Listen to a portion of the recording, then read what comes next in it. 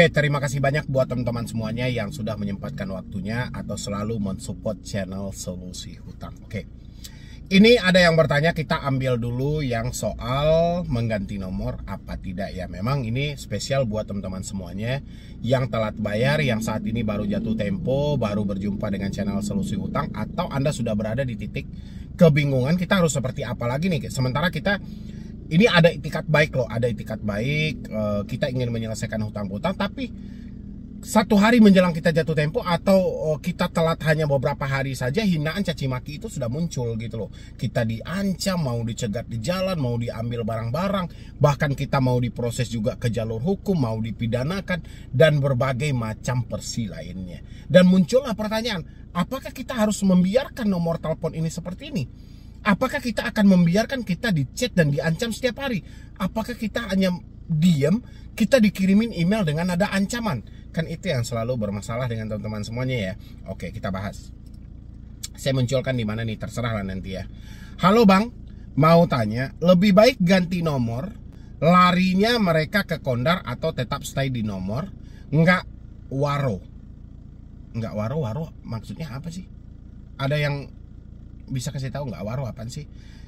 Tapi saya yang pusing Bang. Tanya lebih baik ganti nomor, larinya mereka ke kondar atau tetap stay di nomor ini. Buat teman-teman semuanya, ini Anda nggak perlu pusing juga. Lebih baik kita ganti nomor, hapus WhatsApp dan email. Kenapa? Pertanyaannya Anda selalu pasti kenapa kan? Kenapa Bang? Pertama, saya selalu menyampaikan, mungkin sudah berulang kali ya, mungkin saja Anda pengguna baru atau menemukan channel ini. Pertama, akan mengurangi tingkat kesetresan kita. Selagi kita tidak ditelepon, kita tidak diancam, insya Allah Anda tidak akan kepanikan lagi, Anda tidak akan kesetresan lagi. Habis itu juga dengan WhatsApp. Selama ini kita kan selalu bermasalah nih dengan chat-chat WhatsApp yang dikirim, mulai dari nada ancaman, screenshot dengan surat tugas, screenshot mereka sedang mengunjungi rumah orang, habis itu dikirimin gambar bahwa mereka sudah di perjalanan. Itu kan mengganggu banget. Ya, belum lagi mereka mengirimkan pasal-pasal perdata, pasal-pasal pidana yang mana tidak bisa lagi mensinkronkan pemikiran kita. Yang mana pemikiran kita sudah tidak bisa lagi diajak kompromi. Mana nih yang benar? Ini benar apa tidak ya? Ini yakin nih seperti ini. Terkadang pemikiran kita kan selalu mengasumsikan hal-hal yang seperti itu. Jadi daripada kita berpikir yang aneh-aneh, malah mengganggu diri kita buat ke depannya, alangkah baiknya kalau Anda sudah menyatakan tidak mampu, sudah menyatakan tidak sanggup, ya sudah, step awal yang harus kita lakukan adalah kita putus semua komunikasi kita yang berhubungan dengan pinjaman online tersebut. Ya, bukan tanpa alasan, bukan kita ingin lari, bukan kita ingin kabur, tidak. Selama ini yang memicu kita untuk mengganti nomor itu kesalahan dari debt collector sendiri. Kenapa selalu menagih dengan nada intimidasi, caci maki dan ancaman? Ya, kenapa selalu teriak-teriak dalam telepon? Kenapa selalu bahasa kebun binatang sehingga tidak betah lagi kuping kita untuk mendengar? Itu kesalahan mereka. Habis itu WhatsApp juga. Ya, kita berupaya kan komunikasi ini supaya kita tetap terhubung kan, untuk saling bertanya jawab. Apa yang menjadi penyebab kenapa kita tidak melakukan pembayaran? Kan seperti itu tujuannya. Tapi kenapa telepon WhatsApp ini malah dijadikan ajang sebagai untuk mencaci maki, sebagai ajang untuk menekan-nekan kita, sebagai ajang untuk mengancam-ngancam kita? Itu kan sudah disalahartikan oleh si debt collector. Padahal aturan OJK juga sudah jelas. Jangan melakukan penagihan dengan pengancaman, dengan intimidasi yang sifatnya mempermalukan.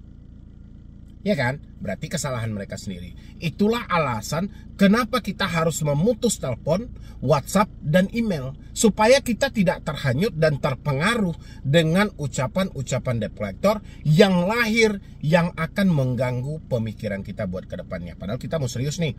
Misalnya, saya mau fokus deh bekerja, saya mau menyelesaikan hutang-hutang ini. Tapi setiap hari kita diancam, dicaci maki.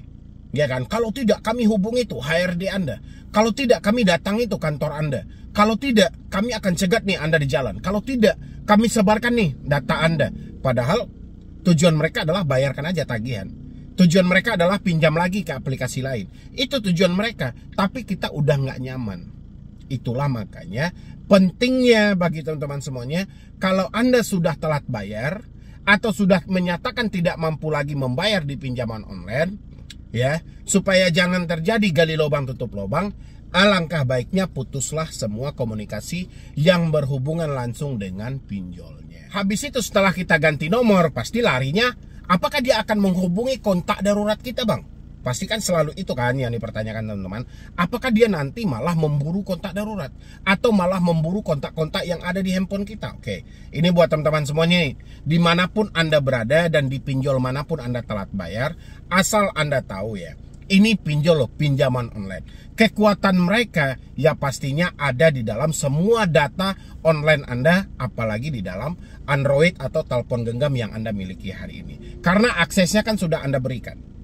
Ya, jadi kalau Anda mengira misalnya kontak darurat itu akan dihubungi ketika kita tidak mampu bayar, harusnya dalam aturannya seperti itu. Fungsi dari kontak darurat adalah ketika yang bersangkutan tidak bisa berkomunikasi, ketika yang bersangkutan tidak bisa kita hubungi. Itu adalah fungsi dari kontak darurat. Tapi sama pinjol tidak berlaku hal seperti itu. Ya, nomor Anda aktif, nomor Anda tidak aktif, tetap aja dia akan menghubungi kontak-kontak darurat Anda. Ya, kenapa mereka melakukan hal seperti itu? Karena gini, saya selalu menyampaikan buat teman-teman semuanya, pinjol itu dia yang tidak mampu lagi menjangkau Anda yang ada di daerah, dia akan jadikan debt collector tambahan mulai dari kontak darurat sampai dengan nomor telepon Anda. Ya, sampai dari data-data telepon di kontak Anda. Dia akan jadikan debt collector tambahan. Kok bisa, Bang? Contoh gini. Misalnya kontak darurat Anda dihubungi. Selamat siang.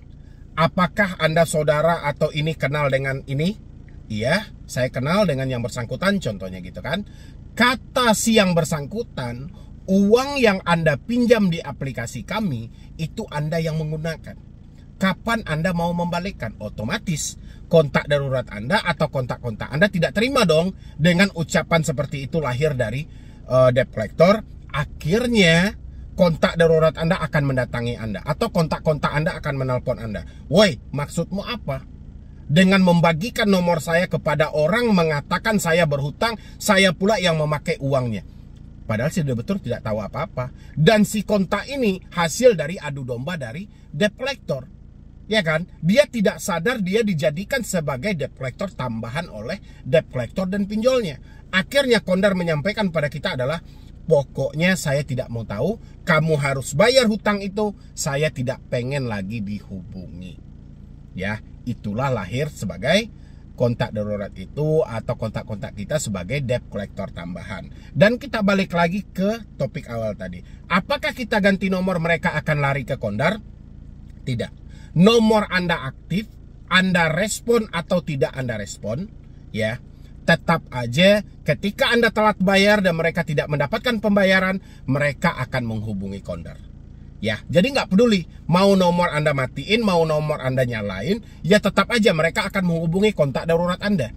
Mereka akan menghubungi kontak-kontak Anda. Tujuannya apa? Untuk seperti yang saya sampaikan tadi, memunculkan debt collector tambahan. Ya.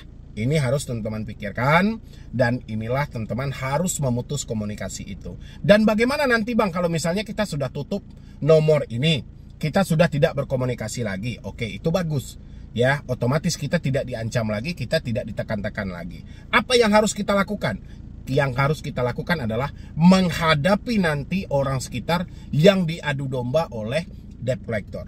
Bagaimana caranya kita menghadapi mereka, Bang? Caranya gampang. Ketika mereka nanti teriak-teriak menyebutkan berbagai macam versi dalam hutang kita, cukup kita jawab, kalau mereka masih menghubungi Anda, suruh datang ke alamat saya lengkap dengan Andanya sendiri, biar kita kupas ini lebih jelas. Tapi kalau hanya mendengar satu pihak, sementara orang yang menyampaikan tidak ada, percuma. Kalau untuk modus-modus di dunia online, itu sudah banyak kekacauan. Sampai aja kayak gitu. Ya, nanti kalau Anda masih dihubungi debt collector, minta mereka untuk datang ke alamat saya. Ya, makanya kalau pertanyaannya adalah lebih baik kita ganti nomor kalau memang kita telat bayar, tidak mampu bayar, memang lebih baik kita ganti nomor dan hapus WhatsApp. Habis itu lagi, ini ada juga pertanyaan yang inilah yang saya sampaikan, yang mana tadi beliau katanya kalau tidak melakukan pembayaran, mereka akan dibawa ke jalur hukum dengan dalih penipuan. Oke. Malam, Bang, mohon maaf mau tanya, saya hutang sama teman 20 juta. Belum bisa bayar lalu beliau mau membawa ke jalur hukum dengan pasal penipuan. Apa saya bisa dipenjara? Tolong solusinya. Oke. Dalam konteks hutang piutang tidak ada dalihnya ke penjara. Tidak ada hubungannya dengan hukum pidana. Tapi sudah dijelaskan dalam Undang-Undang HAM itu pasal 19 atau berapa, mohon maaf kalau saya lupa, nanti ralat aja ya. Tentang Undang-Undang HAM bahwasannya tidak ada seseorang pun yang dapat dihukum penjara atau pidana tanpa keputusan pengadilan tetap. Ya, kalau hari ini ada yang mengancam bahwasannya Anda akan dibawa ke jalur hukum dengan pasal penipuan. Penipuan konteks dari mana? Ya, yang penting buat Anda memakai uang siapapun, hutang harus diakui. Itu poinnya. Hutang harus diakui. Dan habis itu tunjukkanlah itikat baik Anda, datangi rumah yang bersangkutan dan jelaskan. Kalau memang belum ada uang, sampaikan belum ada uang, tapi hutang ini tetap kita akui. Kalau mereka memperintil entah kemana-mana dengan dalih ini penipuan, penipuan dalam konteks apa? Hal apa yang kita janjikan dengan uang 20 juta ini? Ya, nggak ada hubungannya. Kalau atas dasar persetujuan timbal balik, nggak ada hukum pidananya di sini. Yang penting hutang piutang kita akui. Hanya saja kita belum sempat atau belum mampu untuk melakukan pembayaran. Buat teman-teman juga, nanti bisa Anda bangun kesepakatan timbal balik ya, supaya hubungan Anda bertetangga, berteman tidak pecah. Nanti bangun kesepakatan timbal balik berapa hutang yang harus Anda bayarkan. Berapa Anda sanggup dalam melakukan pencicilan. Ya, kalau misalnya mereka mengancam Anda misalnya membawa ke jalur hukum dengan pasal penipuan, nanti polisi pun tidak akan bisa mendudukan perkara ini. Kenapa? Karena akan dikaji lagi peristiwanya. Penipuan dalam konteks apa? Apakah dia melakukan tipu muslihat dengan menjanjikan sesuatu yang tidak ada atau bagaimana? Peristiwanya akan dikaji. Kalau misalnya dia larikan ke pasal penitipan uang, ya, atas dasar apa Anda dititipkan uang? Apakah Anda lembaga resmi? Apakah Anda sebuah perbankan tempat penitipan uang? Kan juga nggak ada gitu loh. Jadi hal-hal seperti ini Anda nggak usah gubris, Anda nggak usah takut juga. Yang jelas hal-hal seperti ini kan sudah bahasa-bahasa umum aja. Anda kalau tidak membayar, nanti saya bisa perpanjang loh sampai ke pihak kepolisian. Nanti saya bisa perpanjang loh sampai ke mana namanya nih? Sampai ke pengadilan. Saya akan laporkan Anda penipuan bla bla. Itu kan bahasa umum aja. Yang penting jangan pernah menghindar, akui hutang-hutang yang terjadi. Apalagi Anda ada sebuah perjanjian akan membalikkan dengan sistem cicil, dengan jatuh tempo sekian, atau perjanjiannya itu jangka sebulan, 2 bulan gitu loh. Terkadang banyak juga di kampung-kampung itu tidak ada hutang-hutang ini dengan perjanjian, hanya bermodal kepercayaan aja. Walaupun kita tidak ada sebuah perjanjian tertulis, tapi tetap aja akui aja hutang Anda dan pelan-pelan carikan jalan, selesaikan secara damai, selesaikan dengan jalur kekeluargaan. Kalau urusannya mereka bilangin ini mau dibawa ke jalur hukum dengan pasal penipuan, perkaranya tidak akan duduk gitu loh. Pastinya peristiwanya akan dikaji, dasarnya dari mana, konsepnya seperti apa, kok bisa larinya ke pasal penipuan gitu loh ya. Jadi nggak usah khawatir, insya Allah soal hutang piutang itu mengarahnya ke perdata dan pidananya akan gugur dengan sendirinya karena ada persetujuan timbal balik. Dan ada juga nanti pastinya kalau memang ada perjanjian, kan saya juga nggak tahu nih perjanjian seperti apa yang Anda bentuk, mana tahu ada perjanjian yang menguntungkan timbal balik, itu juga sudah gugur pidananya ya. Mungkin dari saya cuma itu aja, mudah-mudahan ini bisa membantu. Yang penting tidak ada yang perlu ditakutin, tidak ada yang perlu dicemasin. Insya Allah semuanya akan baik-baik saja ke depannya. Tolong belajar dari pengalaman yang ada, jangan asal jadi ya. Jadi sekian dulu dari saya, Medi Bro nih. Wassalam.